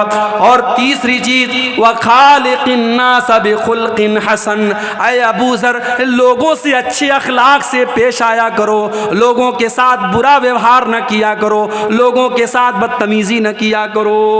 मेरे नौजवान साथियों, अपने अखलाक को बेहतर बनाओ, अपने अखलाक को बेहतर बनाओ, अपनी गुफ्तगू को, अपने बिहेवियर को अच्छा बनाओ। हज़रत लुक़मान अपने बच्चे को क्या नसीहत करते हैं? वला तुसइर खद्दक लिन्नास, ऐ मेरे बच्चे तू गाल फुला करके लोगों से न मिला कर, ऐ मेरे बच्चे तू गाल फुला करके लोगों से न मिलाकर, वला तमशी फिल अर्ज़ि मरहा, और तू जमीन में अकड़ करके न चला कर। चार पैसे कमा लिए तो अकड़ा न करो। तुम्हारे पास बड़े बड़े नेताओं से तुम्हारा ताल्लुक हो गया, तुम एमएलए साहब के साथ चलने लगे, तुम एमपी साहब के साथ चलने लगे, तुम प्रेसिडेंट के साथ चलने लगे, तुम प्रधानमंत्री के साथ चलने लगे, तुम्हारे अंदर अहंकार आ गया, तुम्हारे अंदर तकब्बुर आ गया। वला तमशी फिल अर्ज़ि मरहा, तुम जमीन में अकड़ करके ना चला करो। तकब्बुर अल्लाह को पसंद नहीं है। एक आदमी मार्केट में जा रहा था, बहुत सारा सामान उसने लिया था, वो एक कुली को तलाश करने लगा, कोई कुली मिल जाए, कोई पोर्टर मिल जाए मेरे सामान को उठाने वाला, तो मुझे कुछ मदद मिल जाए। एक आदमी को देखा, सिंपल ड्रेस में है, समझा ये कुली का काम करता है, कहा भाई मेरा ये सामान मेरे घर तक पहुंचा दो। उस आदमी ने उसका सारा सामान अपने सर पे उठाया, उसके साथ जाने लगा। रास्ते में जो लोग देखते तो जो आदमी सामान उठाए हुए था उसको देख के कहते अस्सलामु अलैका या अबा अब्दुल्ला, अस्सलामु अलैका या अबा अब्दुल्ला, अय अबू अब्दुल्ला आप पर सलाम, अय अबू अब्दुल्ला आप पर सलाम। अब ये बेचारा परेशान था, सब लोग इसको सलाम कर रही है कौन आदमी? तो एक आदमी से पूछा कि भाई ये कौन आदमी है जिसको मैंने अपना सामान उठाने का काम दिया है? कहा अरे तुमको पता नहीं ये कौन है? ये अल्लाह के रसूल के सहाबी सलमान फारसी हैं, और ये इस शहर के गवर्नर हैं, ये मदाइन के गवर्नर हैं। कहा या अल्लाह, मदाइन के गवर्नर से मैं कुली का काम करवा रहा हूँ? कहा अरे हजरत माफ़ कीजिए मैंने पहचाना नहीं था, जल्दी से ये सामान उतार दीजिए। कहा नहीं नहीं, अब जब तक ये सामान तुम्हारे घर में नहीं पहुंचा दूंगा मैं अपने सर से ये सामान नहीं उतारूंगा। उनके घर तक सलमान फारसी ने वो सामान पहुंचाया। ये सलमान फारसी का अखलाक था, ये सहाबी का अखलाक था। मेरे नौजवान साथियों, हमें और आपको अपने अखलाक का भी जायज़ा लेने की ज़रूरत है। क़यामत के दिन अल्लाह के यहाँ जब हमारी नेकियों को तौला जाएगा, तो जैसे रोज़े को तौला जाएगा, नमाज को तौला जाएगा, ज़कात को तौला जाएगा, सदका खैरात को तौला जाएगा, हमारे अखलाक को भी तौला जाएगा। और अल्लाह के नबी फरमाते हैं मा मिन शैइन यूज़अ फिल मीज़ान अस्क़ल मिन हुस्निल खुलुक़, अल्लाह के यहाँ तराजू पर सबसे वज़नी, सबसे वज़नदार अगर कोई चीज़ होगी तो अखलाक होगा। मेरे भाइयों, अपने अखलाक को बेहतर बना दो। आपकी गुफ्तगू, आपकी बातचीत, आपकी टॉकिंग्स, आपकी भाषा, आपका वक्तव्य वो बताता है कि आपका मैनर क्या है, आपका अखलाक क्या है। इसीलिए हज़रत लुक़मान अपने बच्चे से कहते हैं ऐ मेरे बच्चे, ऊंची आवाज में लोगों से बात न किया कर। वक़्सिद फ़ी मशी का वग़्ज़ुज़ मिन सौती का, जब तू चला कर तो तेरी चाल भी बहुत तेज़ ना हो बल्कि बीच की चाल हो। और जब तू बोला कर तो बहुत चिल्ला चिल्ला करके ना बोला कर, दरमियानी आवाज़ में बोला कर। इन्ना अनकरल अस्वाति लसौतुल हमीर, सबसे बुरी आवाज़ गधे की आवाज़ होती है। जानते हो गधे की आवाज़ सबसे बुरी क्यों होती है? क्योंकि गधे की आवाज़ में कोई रिदम नहीं होता है, कोई लय नहीं होती है, कोई सुर नहीं होता है, गधा बस चिल्लाता है। तो चिल्लाने वालों को अल्लाह के नबी ने पसंद नहीं किया है। मेरे भाइयों, अपने अखलाक को बेहतर बनाओ और आगे बढ़िए। एक बहुत बड़ी बुराई हम समाज में ये भी देख रहे हैं, शादी ब्याह के अंदर बहुत सारी गैर इस्लामी चीज़ें। इसी बंगाल के अंदर हमने देखा हल्दी की रस्म हो रही है, और हल्दी की रस्म जिस दिन हो रही है बहुत बड़ा फंक्शन हो रहा है।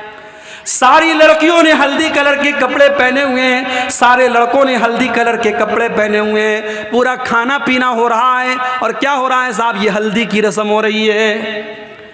मुसलमान की शादी है, मुसलमान में भी अहले हदीस की शादी है, सीने पर हाथ बांधने वाले की शादी है, रफ़ा यदैन करने वाले की शादी है, लेकिन हल्दी की रस्म उसके घर पे हो रही है। मंगनी की सेरेमनी और मंगनी की रस्म भी उसके घर पे हो रही है, और सोने की अंगूठी दुल्हन को भी पहनाई जा रही है, और सोने की अंगूठी दुल्हे को भी पहनाई जा रही है। ओ लोगो, ये रस्में कहाँ से आ गई? ओ लोगो, तुमने अपने पूरे निकाह को, पूरे शादी ब्याह को आज गैर इस्लामी बना डाला, बिल्कुल हराम बना डाला। देख लो आप, 400 बाराती आके खा रहे हैं। बारातियों के अलग नखरे हैं। कहीं तो साहब बारात इस बात पर लौट जाती है कि बिरयानी में गोश्त नहीं मिला, इस बात पर बारात लौट गई। कहीं के ऐसा भी हुआ है। बाराती आए हैं, गरीब लड़की का बाप बैंक से लोन लेकर के 400 बारातियों को खाना खिला रहा है। और मुझे बताओ कौन से इस्लाम की तालीम है, कौन से नबी की तालीम है, कौन से दीन की तालीम है मेरे भाई? लड़की की शादी करने वाला बाप अपनी लड़की की शादी करने के लिए मजबूर है बैंक से लोन लेने पर, उसे जहेज का इंतजाम करना है। पक्के अहले हदीस इलाके की बात कर रहा हूं, वहां पर भी जहेज का लेन देन हो रहा है। मेरे नबी ने 4 बेटियों की शादी की, किसको जहेज दिया मेरे भाई? सहाबा ने अपनी बेटियों की शादी में कब लोगों के सामने हाथ फैला के भीख मांगी और कर्जा लेके अपनी बेटियों की शादी की है? आपने बेटियों को बोझ बनाया है। और यही वजह है हमारे मुल्क में, हमारे भारत में हर साल लाखों बच्चियां मां के पेट में मार दी जाती हैं, क्योंकि उनका गरीब बाप नहीं चाहता है कि मेरे घर में एक और बेटी आए और मुझे फिर अपनी बेटी के लिए कर्जा लेना पड़े। बेटियों को बाप मां के पेट में मरवा देता है मेरे भाई। अपने शादी ब्याह के सिस्टम को आसान करो मेरे भाई। समाज बहुत दूसरे तरीके पर जा रहा है। मैं कहीं कहीं जाता हूं, मुझसे नौजवान कहते हैं मौलवी साहब कोई नसीहत कर दीजिए, कोई कीमती बात बता दीजिए। मैं एक ही कीमती बात बताता हूं, शादी के काबिल हो गए वो शादी करो। उनके गार्जियन से कहता हूं, लड़कियों के बाप से कहता हूं, लड़के तो फिर भी कह देते हैं घर में मेरी शादी करा दो, लड़कियां बेचारी शर्माती है, वो नहीं कह सकती। लड़की 25 साल की हो गई, 28 साल की हो गई, 30 साल की हो गई, तुम शादी नहीं करा रहे हो, क्यों नहीं करा रहे हो? अरे मौलवी साहब क्या बताएं, हमारे बराबर का रिश्ता नहीं मिल रहा है। अपनी शर्तों को थोड़ा डाउन कर दो मेरे भाई, अपनी शर्तों को थोड़ा कम कर दो। अपनी बच्चियों की, अपने बच्चों की सही टाइम पर शादी करो। नहीं कराओगे, होटल्स खुले हैं, जिना के अड्डे खुले हैं। और अभी रिपोर्ट आई है, एक होटल कंपनी है जो पूरे भारत में जिसके होटलों में जिनाकारी होती है, उस होटल की कंपनी का सर्वे आया है, पूरे भारत में उस होटल को सबसे ज़्यादा हैदराबाद शहर में यूज़ किया जाता है, और हैदराबाद में भी सबसे ज़्यादा मुस्लिम इलाकों में यूज़ हो रहा है। आज आपकी मुसलमान लड़कियां इस रास्ते पर जा रही हैं। कर्नाटक की हवेली से अभी एक न्यूज़ आई, 26 साल की मुसलमान लड़की 40 साल के गैर मुस्लिम रिक्शा ड्राइवर के साथ होटल के कमरे में पाई गई, बदकारी करते हुए पाई गई। ये हालात आपकी कौम के हैं मेरे भाई। हमारे उत्तर प्रदेश के बरेली शहर में 8 साल तक मदरसे में पढ़ने वाली लड़की आज गैर मुस्लिम के साथ अपने घर को, अपने बाप को, अपने परिवार को छोड़ के जाती है और गैर मुस्लिम के साथ शादी करती है और उसके मज़हब में दाखिल हो जाती है, इस्लाम को छोड़ देती है। आपने क्या किया मेरे भाई? आपके इसी बंगाल में मैं देखता हूँ जलसा हो रहा है, आपने औरतों का इंतज़ाम किया है, बहुत अच्छी बात है, लेकिन आपके यहाँ जुमा की नमाज होती है मस्जिद में, जामा मस्जिद में। मैंने पूछा 10 मस्जिदों के बारे में, मैंने पूछा तो 10 मस्जिदों में से 3 मस्जिदों वालों ने कहा हमारे यहाँ औरतों का इंतज़ाम है, 7 मस्जिद वालों ने कहा हमारे यहाँ कोई इंतज़ाम नहीं। क्यों इंतज़ाम नहीं? क्या आपके पास पैसे की कमी है? नहीं, बहुत पैसा है आपके पास। आपकी शादियाँ बताती हैं बहुत पैसा है आपके पास, आपकी फजूल खर्ची बताती है बहुत पैसा है आपके पास, शादी ब्याह के मौके पर आपके लाखों के खर्च बताते बहुत पैसे हैं आपके पास। अगर बचाना चाहते हो अपनी कौम की बच्चियों को, अपनी महिलाओं को, अपनी बेटियों को, मेरी बात लिख लो। हर जुमा जहां आप मस्जिद में जुमा का इंतज़ाम करते हैं वहां लेडीज़ का अरेंजमेंट कंपलसरी, मैंडेटरी होना चाहिए, ज़रूरी होना चाहिए। आप औरतों का इंतज़ाम कीजिए और घर की तमाम औरतों को जुमा की नमाज में लेके जाइए। सास भी जाए, बहू भी जाए, बेटी भी जाए, माँ भी जाए। हमारे ये भी अजीब मसला है। 70 साल की बूढ़ी माँ घर से निकलती है तो चादर में, नकाब में, बुर्के में निकलती है, उसकी आंख भी नजर नहीं आती। और 18 साल की छोकरी निकल रही है, बाल खुले हुए हैं, लिपस्टिक लगा के, मेकअप करके, तमाम सर से पैर तक पूरी सज के संवर के निकल रही है। माँ को पर्दे की, शरीयत ने तो पर्दे की छूट दी है। 60 साल की औरत हो जाए, शरीयत ने कहा अगर वो पर्दा उतना ना भी करे तो चलेगा। जिसको पर्दा करना चाहिए वो बेपर्दा घूम रही है, और 60 साल वाली जो बूढ़ी अम्मा है वो बेचारी पर्दा कर रही है। मेरे भाइयों, हमें समाज को बदलना पड़ेगा।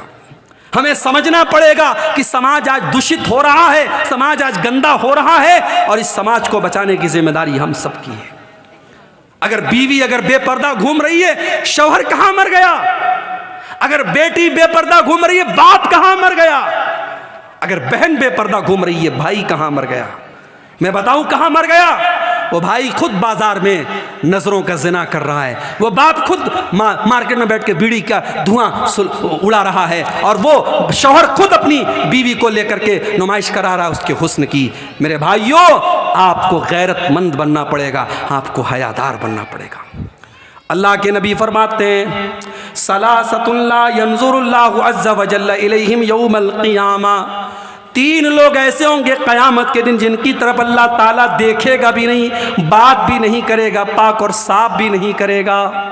नंबर 1, अल-आक़ लिवालिदैहि, अपने माँ बाप को सताने वाला, अपने माँ बाप को दुख देने वाला, अपने माँ बाप को तकलीफ देने वाला। मगर यहाँ पे रुक जाइए।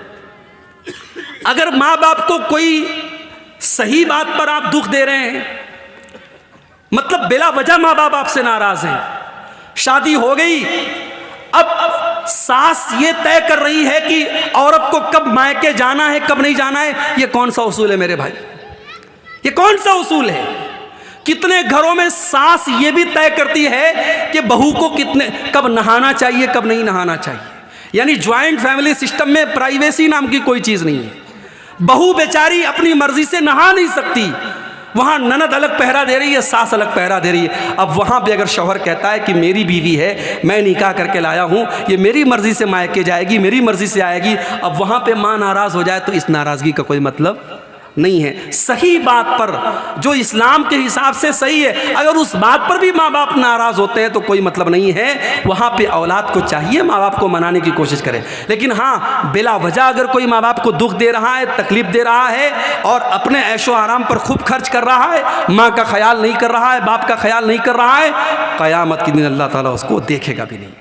नंबर 2, वल्मरअतुल मुतरज्जिला, वो औरत जो मर्दों की नकल करने वाली, मर्दों की चाल ढाल अपनाने वाली हो, मर्दों के जैसा कपड़ा पहनने वाली, और मर्दों के जैसे छोटे छोटे बाल रखने वाली, और मर्दों की शक्ल सूरत अपनाने वाली, मर्दाना चाल चलने वाली लड़की। और नंबर 3, अद्दयूस, वो बेगैरत मर्द, अल्लज़ी युक़िर्रु फ़ी आलिहिल खुबुस, जिसके घर में बेहयाई हो रही हो, जिसके घर में बेपर्दगी हो रही हो, और उस बेगैरत मर्द को कोई फ़र्क ना पड़ता हो।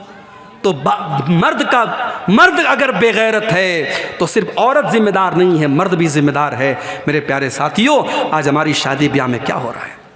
वीडियो रिकॉर्डिंग हो रही है। दुल्हन के कमरे में कैमरामैन आता है और दुल्हन के हर पोज को वो रिकॉर्ड कर रहा है, हर एंगल से वो रिकॉर्ड कर रहा है। दुल्हन की सहेलियां और घर की जवान लड़कियां दुल्हन के आसपास बैठी हैं और ये वीडियो कैमरा वाला बेचारा वीडियो रिकॉर्डिंग कर रहा है। और ये इस शादी में मौलवी साहब निकाह पढ़ा के दुआ करते, अल्लाह ताला इस निकाह में बरकत दे दे। कहाँ से बरकत आएगी?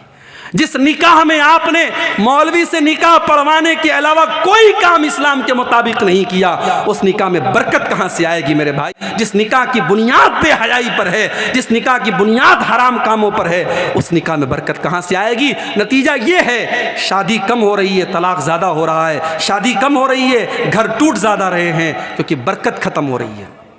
रिश्ता देखने आप जाते हैं, अच्छी अच्छी लड़कियां, दीनदार लड़कियां, आप रिश्ता देख के आते हैं तो माँ आकर के क्या कहती है, रिश्ता तो बहुत अच्छा था, लड़की का कलर थोड़ा सा डाउन था, थोड़ा सांवली थी।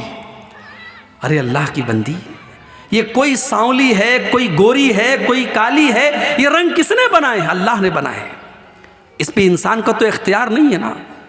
किसी की 3 बेटियां हैं, 2 बेटियां बड़ी गोरी चट्टी हैं, एक बेटी का रंग थोड़ा सा सांवला है, तो क्या उस सांवली लड़की बेचारी उसको रिजेक्ट कर दिया जाए? बेचारी पढ़ी लिखी है, दीनदार है, नमाजी है, सिर्फ रंग डाउन होने की वजह से उसको रिजेक्ट कर दिया जाए? ये कौन सा इंसाफ है मेरे भाई? हमें अपनी सोच को बदलना पड़ेगा। उन गरीब बच्चियों को आज दीनदारी के बावजूद रिजेक्ट किया जाता है।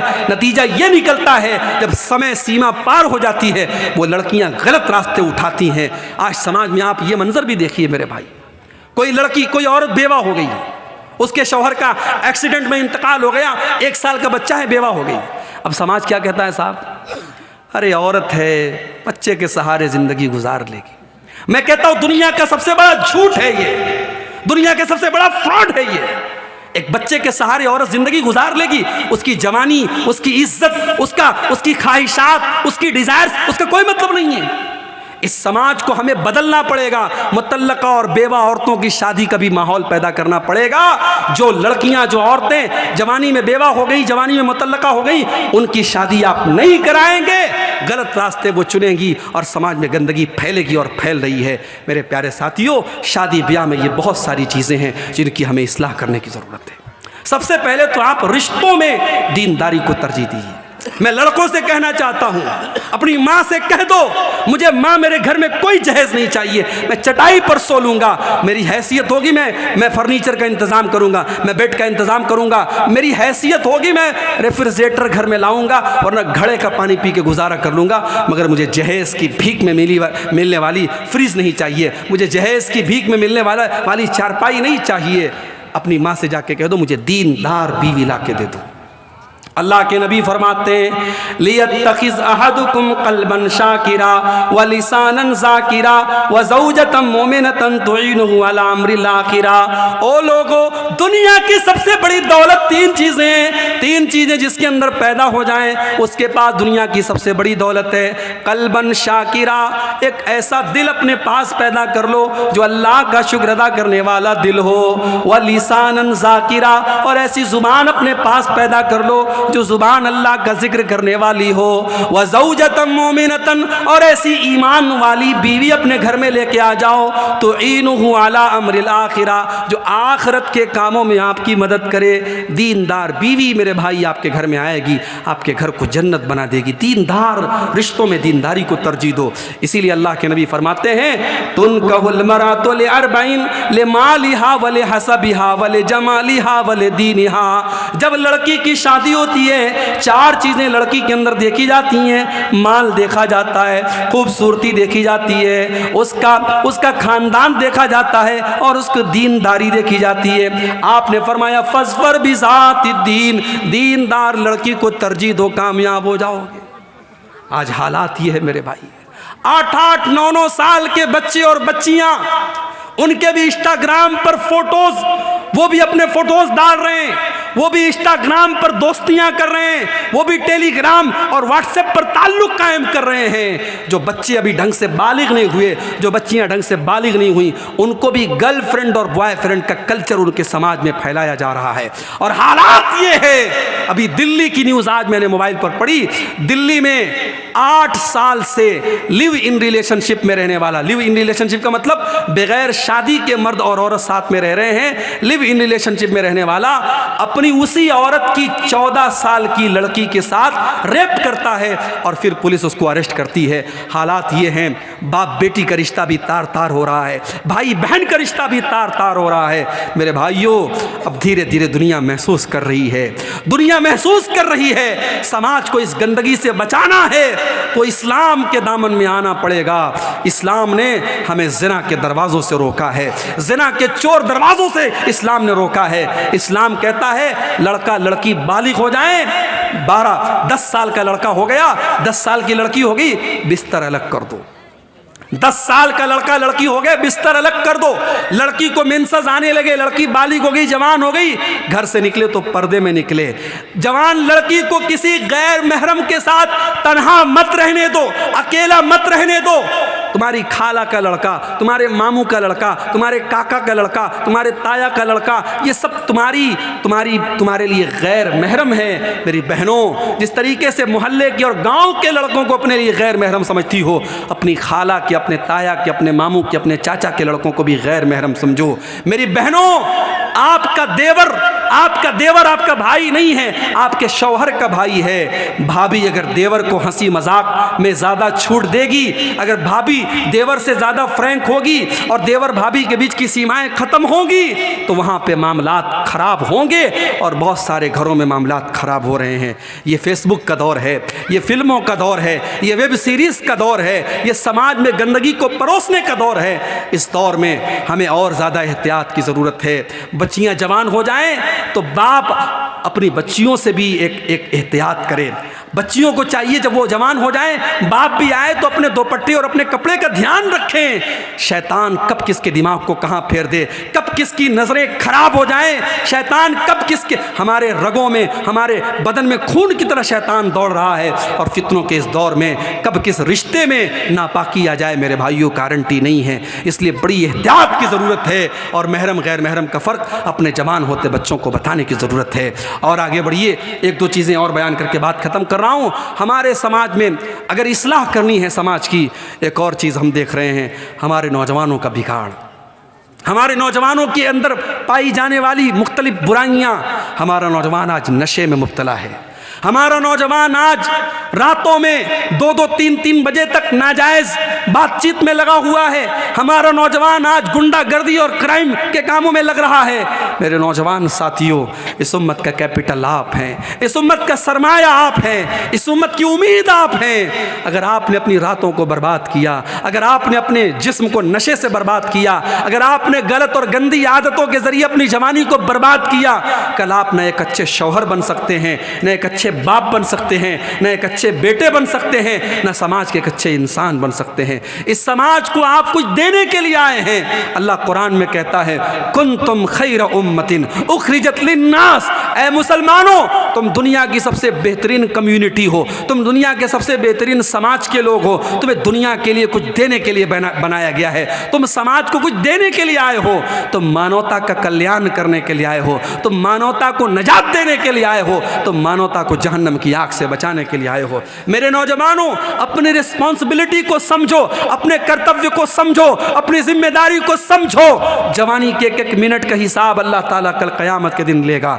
मेरी नौजवान बहनों, आपसे भी कहता हूँ, मेरे नौजवान भाइयों, आपसे भी कहता हूँ, अपनी जवानी को गनीमत जानो। जवानी में जितना आप सजदा कर लेंगे, जितनी नमाज पढ़ लेंगे, जितना अल्लाह को राज़ी कर लेंगे, कल 50-60 साल के होने के बाद आप नहीं कर पाएंगे। बहुत सारी हसरतें लेके दुनिया से जाना पड़ेगा।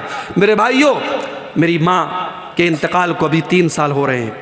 2020 में मेरी माँ का इंतकाल हुआ। माँ की का सपना था हज करने का। लॉकडाउन के पहले माँ के हज का फॉर्म भरा। मैंने कई बार माँ से कहा कि उम्रा कर लो, माँ उम्रा करने के लिए तैयार नहीं हुई।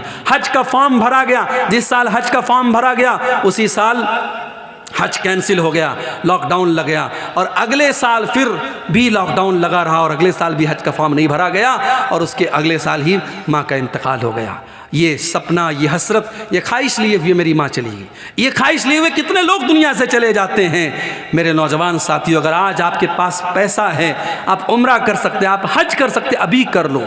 अभी आपकी शादी हुई है, मियाँ बीवी औलाद चाहते हैं, नेक औलाद चाहते हैं, जाओ चंद पैसे खर्च करो, उम्रा करो और जा करके अल्लाह की बारगाह में रो करके दुआ मांगो, अल्लाह नेक और साले बेटा अता फरमाएगा। उम्रा कर लो, हज की ताकत है, हज कर लो, जवानी में इबादत कर लो।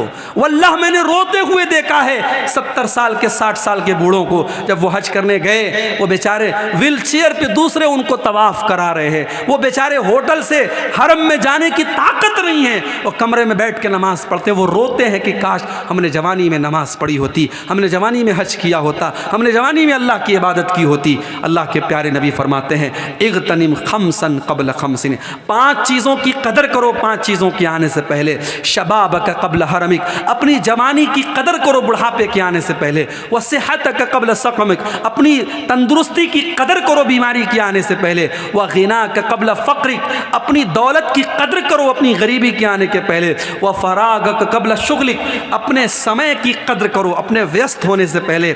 और 5वीं चीज़, व हयातक कब्ल मौतिक, अपनी मौत के आने से पहले अपनी ज़िंदगी की कदर करो। मेरे नौजवानों, इस उम्मत को बड़ी उम्मीदें हैं, अपनी नौजवानी की हिफाजत करो। इसी तरीके से समाज की इस्लाह का एक रूप ये भी है कि वरासत में जिसका जो हक है वो दे दो। आपकी बेटियां भी आपकी वरासत की हकदार हैं। जो प्रॉपर्टी आपने बनाई है, जो ज़मीन आपने खरीदी है, जो पैसा आपने कमाया है, आपके मरने के बाद आपके बेटों के साथ साथ आपकी बेटियां भी उसकी वारिस हैं। बेटियों को आपने जहेज दे दिया, इसका मतलब ये नहीं कि बेटियां आपकी प्रॉपर्टी की वारिस नहीं बनेंगी। और भाइयों से कहता हूं, बाप के मरने के बाद अगर आपने अपनी बहनों को उनकी प्रॉपर्टी में, उनके बाप के तरके में हिस्सा नहीं दिया तो कल क़यामत के दिन अल्लाह आपकी गर्दन पकड़ेगा। कल क़यामत के दिन अल्लाह क्या आपकी गर्दन पकड़ी जाएगी। अल्लाह ने वरासत का मसला जब बयान किया तो कुरान में क्या फरमाया, वतिल्क हुदूदुल्लाह, मेरे बंदो ये वरासत के जो कानून बयान किए जा रहे हैं ये अल्लाह का बनाया हुआ कानून है। वमन युतिइल्लाह व रसूलहु युदखिलहु जन्नातिन तजरी मिन ताहतिहल अनहार, जो अल्लाह की इताअत करेगा, जो रसूल की इताअत करेगा, अल्लाह उसे जन्नत में दाखिल करेगा और वो जन्नत में हमेशा हमेशा रहेगा। वज़ालिकल फौज़ुल अज़ीम, और ये बहुत बड़ी कामयाबी है। वमन यासिल्लाह व रसूलहु व यतअद्द हुदूदहु युदखिलहु नारन खालिदन फीहा, और जो अल्लाह की नाफरमानी करेगा, जो रसूल की नाफरमानी करेगा और जो अल्लाह के कानून को तोड़ेगा, उसको अल्लाह जहन्नम की आग में डालेगा और वो जहन्नम की आग में हमेशा रहेगा। वरासत के सिलसिले में अगर आपने अल्लाह का कानून तोड़ा है, अल्लाह जहन्नम की वईद सुना रहा है। मेरे भाइयों, वरासत को सही तरीके से जो हकदार है उनको दे दो। अल्लाह के नबी फरमाते हैं, ला तुअद्दुन्नल हुकूक इला अहलिहा, ओ लोगों तुम लोगों का हक उनको दे दो वरना क़यामत के दिन तुम्हें देना पड़ेगा। हत्ता युक़ाद लिश्शातिल जलहाई मिनश्शातिल करना, क़यामत के दिन सींग वाली बकरी से भी क़िसास लिया जाएगा अगर उसने बगैर सींग वाली बकरी के ऊपर जुल्म किया है। तो वरासत को सही तरीके से बांट दो। और आखिरी चीज़ बयान करके मेरे भाइयों बात ख़त्म कर रहा हूँ। इसी कलियाचक के इलाके में एक साहब बताने लगे कि हमारे यहाँ जब जलसा होता है तो हर साल ब्रदर फलां ब्रदर फलां ब्रदर फलां को बुलाया जाता है, उलमा को नहीं बुलाते, ब्रदर्स को बुलाते हैं। क्यों? ब्रदर्स की फ़ैन फॉलोइंग ज़्यादा है। फलां ब्रदर साहब हैं, वो फेसबुक के ऊपर लाइव क्वेश्चन आंसर करते हैं, लोगों के सवाल का लाइव जवाब देते हैं। इतना लाइव तो उलमा भी जवाब नहीं देते। मेरे भाई, उलमा की जगह ब्रदर्स नहीं ले सकते।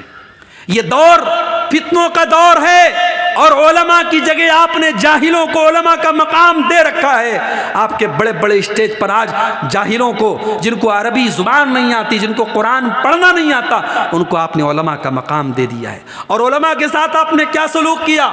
उलमा के साथ आपने यही सलूक किया कि जितना आपके बच्चे की पॉकेट मनी का खर्च है उतना आपके मौलवी साहब की तनख्वाह है। आपके बेंगलोर में सड़क पर सफाई करने वाला और झाड़ू देने वाला, वो भंगी, वो सफाई कर्मचारी, उसकी सैलरी आज 18,000 है तो वो लोग स्ट्राइक कर रहे हैं कि हमारी सैलरी 30 से 35,000 की जाए। और यहाँ हमारे मस्जिद में 5 टाइम की नमाज़ पढ़ाने वाला और जुमा की का खुतबा देने वाला हमारा इमाम, हमारा ख़तीब, उसकी तनख्वाह 5,000 6,000, बड़ी मुश्किल से, कहीं बड़े दिल दरिया वाले लोग हैं तो 10,000। ये हमने अपने उलमा के साथ ये सलूक किया है। मेरे भाई, हमारे उलमा के लिए हमारी मस्जिदों में इतनी छोटी सी कोठरी बनाई जाती है कि आलिम साहब अकेले रहें, परिवार के साथ न रहने पाएँ। आलिम साहब का परिवार कहाँ रहता है? बिहार में, झारखंड में। आलिम साहब महीने में एक बार अपनी बीवी के पास, बच्चों के पास जाते हैं। मेरे भाइयों, आपको अपने बच्चों के साथ और परिवार के साथ रहने का अधिकार है तो उस इमाम साहब को, उस आलिम साहब को क्यों नहीं है? उनके बच्चे अपने बाप के जीते जी यतीम क्यों बने हैं? उनकी बीवी अपने शौहर के जीते जी बेवा क्यों बनी है? इसका हिसाब भी हमें क़यामत के दिन अल्लाह की बारगाह में देना पड़ेगा। अपने उलमा का ख्याल रखो मेरे भाई, अपने उलमा की ज़रूरतों का ख्याल रखो। उनको इतनी तनख्वाह कम से कम दो वो इज़्ज़त की दाल रोटी कमा सकें, वो इज़्ज़त के साथ दुनिया में ज़िंदगी गुजार सकें। और जो काम आलिम का है वो आलिम से कराओ, वो मकाम किसी गैर आलिम को मत दो। अल्लाह के प्यारे नबी फरमाते हैं कि क़यामत के पहले वो दौर आएगा, अल्लाह ताला दुनिया से उलमा को उठा लेगा। हत्ता इज़ा लम युबक़ि आलिमन, यहाँ तक कि जब सारे उलमा ख़त्म हो जाएंगे, इत्तख़ज़न नास रुऊसन जुहाला, लोग जाहिलों को अपना मुफ्ती बना लेंगे। फ़सुइलू फ़अफ़्तौ बिग़ैरि इल्मिन, और जाहिलों से लोग फतवा पूछेंगे और वो खूब फतवा देंगे। आपके बंगाल में जाहिल मुफ्तियों की बड़ी भरमार है, जिसके यूट्यूब पर 1 लाख सब्सक्राइबर हो गए, बहुत बड़ा अल्लामा बन गया साहब। उसके सब्सक्राइबर की तादाद और यूट्यूब चैनल पर उसको लाइक करने वालों के, उसके फॉलोवर्स की तादाद के हिसाब से ये तय किया जाता है कि वो कितना बड़ा अल्लामा है। नहीं मेरे भाई, ये ज़रूरी नहीं है कि यूट्यूब पर फॉलोवर्स और व्यूवर्स की तादाद के हिसाब से। मैं यूट्यूब चैनल वाले मौजूद हैं, मैं बड़े साफ अल्फाज में कहता हूँ, इनका काम सिर्फ अपनी व्यूवरशिप बढ़ाना है।